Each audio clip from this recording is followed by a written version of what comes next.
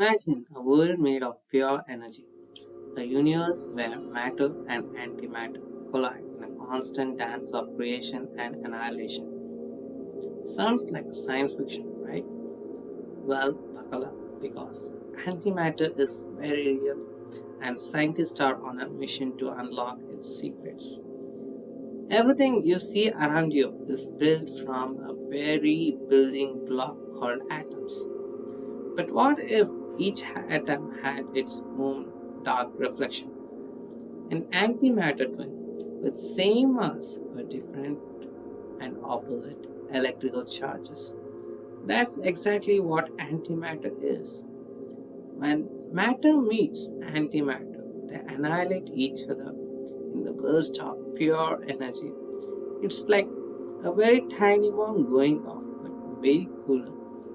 This reaction releases tremendous amount of energy following Einstein's famous equation, that is energy is mass times the speed of square of light, converting all the mass into energy. But where exactly do we find this antimatter? The Big Bang, the giant explosion that started everything, probably made equal parts of matter and antimatter. But here's the catch: our world we observe is mostly made of matter. So, where exactly did this antimatter go? Yeah, well, it's a big space mystery. Scientists are still trying to solve it. But here's the good news: we can still create antimatter, but it comes with a huge cost. Places like CERN, the European Organization for Nuclear Research, uses giant particle accelerators to smash particles together at close to speed of light, recreating some of the conditions of Big Bang. This process produces tiny amounts of antimatter, but catching these antimatter particles is not an easy task. So, since antimatter annihilates on contact with regular matter, scientists use powerful magnets to create kind of called antimatter soup to trap these fleeting particles. Imagine catching butterflies with a giant magnet. That's what basically CERN does. So, why are we so obsessed about antimatter? The potential is mind blowing because of its efficient energy release.